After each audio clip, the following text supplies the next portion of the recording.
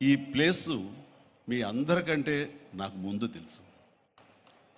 2000 సంవత్సరంలో రామ్దేవ్ ఇది ప్రారంభించినప్పుడు ఇక్కడ కొన్ని మొక్కలు పాంప్లెట్ వేసి మా ఇంటికి తీసుకొచ్చి, మీరు ఇల్లు కడుతున్నారు, ఏదైనా ఉపయోగపడుతుందో చూడండి అంటే వెంటనే ఎంత ముచ్చరేసిందంటే, ఎప్పుడో విదేశాలకు వెళ్ళినప్పుడు ఇలాంటి మొక్కలు, ఇలాంటి కళాకృతులు, ఇలాంటి అద్భుతమైనటువంటి సజీవ శిల్పాలు, జీవం ఉన్నటువంటి ఇలాంటివి చూస్తుంటే ఇలాంటివి మనం తీసుకెళ్ళిపోతే బాగున్నాయి, వాడ షిప్లో తీసుకెళ్తే బాగుండే అని అంత టెంప్ట్ అయ్యేవాడిని. అలాంటిది ఇక్కడ హైదరాబాదులో ఈ శివారుల్లో ఒకటి లభిస్తుందంటే కనుక చాలా ఆనందంగా ఉంటుంది. రామ్దేవ్ ఫస్ట్ ఆఫ్ ఆల్ నేను కూర్చున్న చోట బయట కనపడకుండా నాకు ఏదైనా ఫెన్సింగ్ లాగా ఉండాలి, అలాంటి గుబురుగా ఉండకూడదు అంటే అక్కడ చక్కగా కొమ్మల్ని ఒక ఫెన్సింగ్ లాగా అల్లి పైన మాత్రం గ్రీన్ ఉండేలాగా పెద్ద స్క్రీన్ చేశాడు. అది ఇప్పుడు చూస్తుంటే కనుక ఎంత బాగుంటుందంటే బయట నుంచి చూసేవాళ్ళకి నేను జైల్లో ఉన్నట్టు ఉంటుంది, అన్ని కటకటాల్లాగా ఉంటుంది.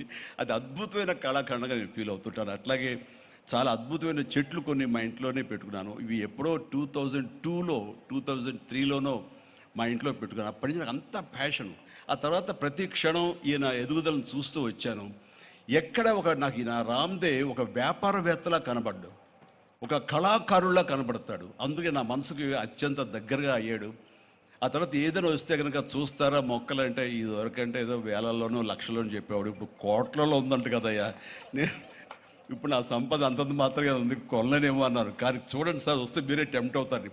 ఇప్పుడు గౌరవ ముఖ్యమంత్రి గారితో పాటు అన్నీ వీక్షిస్తుంటే ఎంత టెంప్టింగ్ ఉందంటే, ఇవన్నీ మన ఇంట్లో పెట్టేసుకుంటే ఎంత బాగుంటుంది అనిపిస్తుంది. అంత అందంగా దీనికి కావాల్సిందని వ్యాపార దృక్పథం కాదు, కళాకారుల హృదయం, కళా హృదయం ఉండాలి. నా మటుకు నేను అతని ఒక కళాకారుడుగాను, ఒక ఆర్టిస్ట్గా చూస్తాను. నేను అంత తపన లేకపోతే, అంత ఇష్టం లేకపోతే సుదీర్ఘకాలం 24-25 ఇయర్స్ పాటు దీని మీద ఎక్స్పెరిమెంట్ చేస్తూ, ఎన్నో చోట్ల రీసెర్చ్ చేస్తూ, ఎక్కడెక్కడ ఏమేమి మొక్కలు దొరుకుతాయి, ఎక్కడెక్కడ ఈ శిలాకృతులు దొరుకుతాయి, ఆ శిలలు ఇక్కడ ఎలా తీసుకురావాలి అని దాని మీద అది దుర్భేద్యం అనుకోకుండా ఇది సాధ్యమే, ఇది మన ప్రాంతం వాళ్ళకి, మన హైదరాబాదుకి, మన స్టేట్కి అందం తీసుకొచ్చేది, మన దేశంలోనే గొప్పగా చెప్పినటువంటి గొప్ప పార్క్ అవుతుందని ఆయన మనసులో మెదిలిన ఆలోచన, ఆయన పడ్డ కష్టం, తీసుకున్న శ్రమ ఈ రోజున ఇక్కడ అద్భుతమైన కళాఖండంగా ఇన్ని ఎకరాల్లో చోటు చేసుకుందంటే కనుక నభూతో నా భవిష్యత్తు. ఎవరైనా సరే అంత డబ్బులుంటే కనుక ఏం వ్యాపారం చేద్దాం, ఇంత స్థలం ఉంది కదా, దీన్ని ఎలా రియల్ ఎస్టేట్ చేద్దాం, దీన్ని ఏదో గవర్నమెంట్ వాళ్ళ మన్నలతో వాళ్ళ పర్మిషన్లతో తీసేసుకుని అక్కడ మనం మల్టీ స్టోరీ పెట్టుకుంటే ఆయన జీవితం కాదు కదా, తరతరాలుగా నిలిచిపోతాడు. అలా కాకుండా ఆయన కేవలం ఒక లోపల ప్యాషన్, చిన్నప్పటి నుంచి కాలేజీ రోజులో చదివే దగ్గర నుంచి, ఆర్ట్ కాలేజీలో చదువుతున్న దగ్గర నుంచి కూడా ఆయన మదిలో ఉన్నటువంటి ఆయన బ్రెయిన్ చైల్డ్, అలాంటి దాన్ని ఈ రోజున ఈ రూపం తీసుకొచ్చారంటే ప్రతి క్షణం ప్రతి కార్నర్ ముఖ్యమంత్రి గారు చూసి ఎంత ముచ్చటపడిపోతున్నారంటే అంత ఇంత కాదు. ఎలా చేశారు, ఇది ఎలాగొచ్చింది, అది ఎలా వచ్చింది అని అడుగుతున్నారు. నేను కొన్ని అడుగుతున్నాను. అడిగి ఇది షూటింగ్స్కి ఇస్తారా రామ్దేవ్ అని అడిగితే, ఇస్తానండి కానీ ఫస్ట్ షూటింగ్ మీదైతేనే అన్నాడు. ఇప్పుడు నువ్వు ఆ మాట అన్నావు కదా, ఇప్పుడు కొత్తగా హీరోయిన్ని తీసుకొచ్చి ఆ అమ్మాయితో స్టెప్లు వేయాలంటే ఈ ఎండలో ఎలా ఉంటుందేమో తెలియదు, కానీ ఏదో చలికాలం అయినప్పుడు నెక్స్ట్ చలికాలం అయితే చేస్తానయ్యా అన్నాను.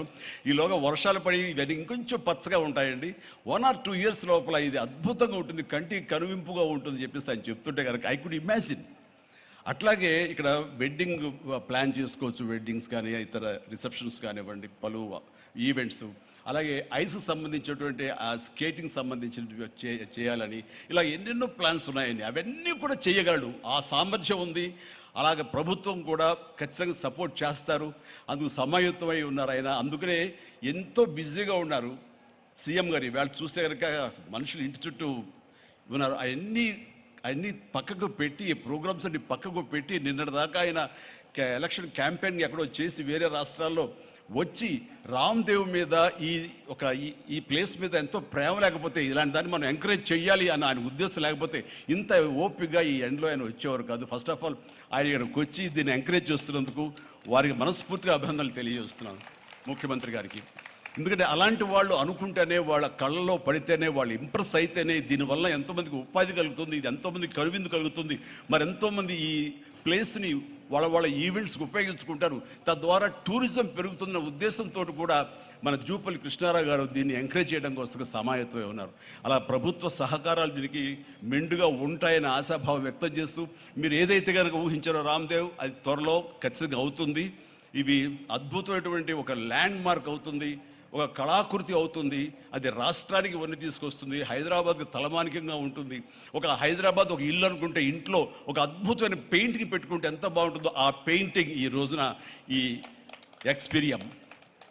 ఎక్స్పీరియన్స్ తోటి నేను చెప్తున్నాను, this will be a beautiful piece of art. అందుకని మరొకసారి వారికి నా హృదయపూర్వక ధన్యవాదాలు, అభినందనలు తెలియజేస్తూ ఈ అవకాశం వచ్చినందుకు అండ్ సీఎం గారితో నేను ఈరోజు ఈ ప్రోగ్రాంలో పాల్గొన్నందుకు నా సంతోషాన్ని తెలియజేస్తూ all the very best and god bless.